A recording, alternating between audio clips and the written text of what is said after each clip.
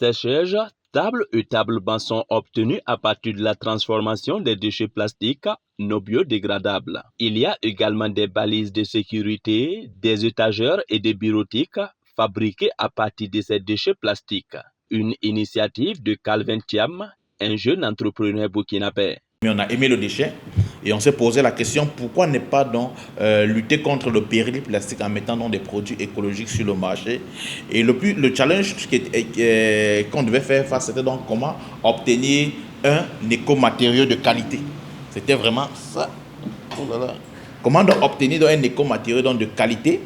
Et là, donc, à travers donc, les différents laboratoires avec lesquels on a eu à collaborer ici au Burkina et un peu en Europe, on a pu donc développer un écomatériau qui permettait de substituer efficacement le bois au niveau de la production des mobiliers scolaires. Également, même ce bureau, elle est faite à partir des matières plastiques recyclées. Et au-delà de cela, également, on produit donc des balises. Et on veut donc aller donc vers les salles de classe préfabriquées où la toiture serait complètement à partir donc des matières plastiques recyclées. Convaincu que les déchets plastiques non biodégradables pourraient être source de devises pour lui et pour sa nation, le jeune entrepreneur s'est lancé en 2012 dans la collecte, le traitement et la transformation de ces déchets plastiques. Il met en place une entreprise de transformation de ces déchets plastiques baptisée Teco Carré, toiture écologique et économique. Plusieurs raisons expliquent le choix de s'investir dans la transformation des déchets plastiques pour Calvin Thiam. Savez-vous qu'au Burkina Faso, près de 12 000 tonnes de déchets plastiques sont produits chaque année? Et de ces 12 000, moins de 7% sont recyclés. Donc ça, c'était le premier choc. Et le deuxième choc, c'est que en termes de mobilier scolaire, de nos jours, on a une haute croissance le taux de scolarisation. Mais malheureusement, en termes donc, de mobilier scolaire, elle reste toujours donc, sans suite.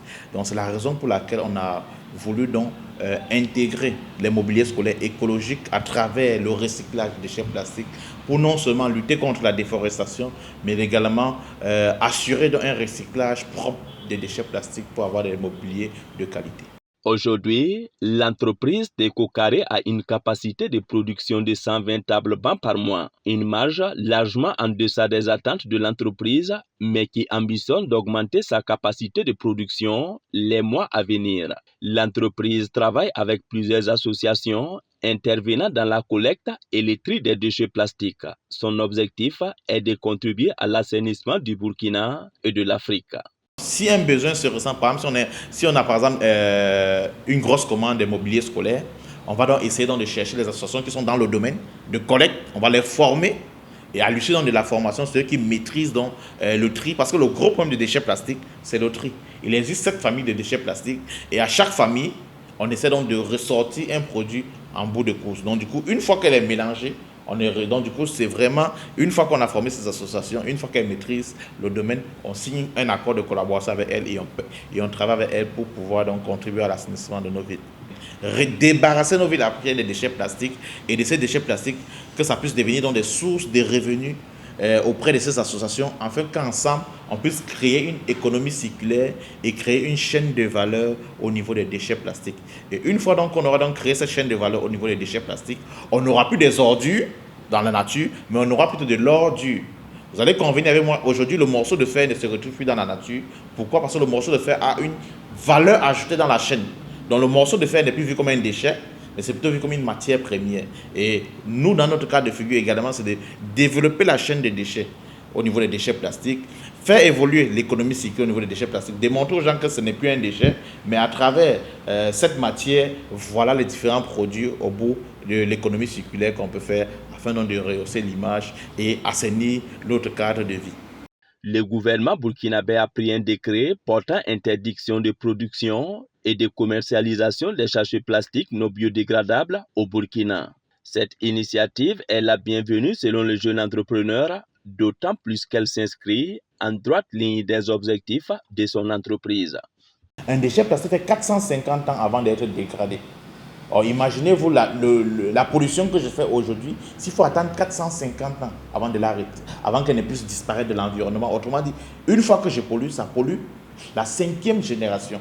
Donc je pense que cette décision elle est salutaire. Maintenant, au niveau de Teco Carré, notre stratégie, c'est de travailler plus avec les structures agroalimentaires qui emballent leurs produits dans les sachets plastiques afin donc de recycler, d'où la politique RSE qu'on a mise sur pied.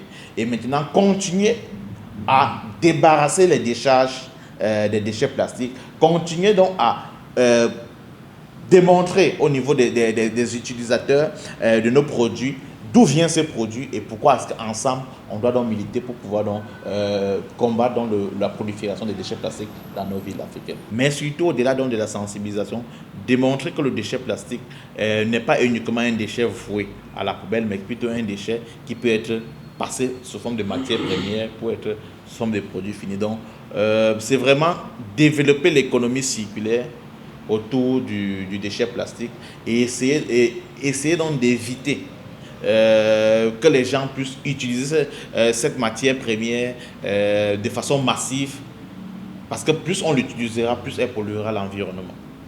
Fort de son expertise dans le domaine de la protection de l'environnement, la transformation des déchets plastiques, l'entreprise Teco Carré a reçu plusieurs distinctions honorifiques.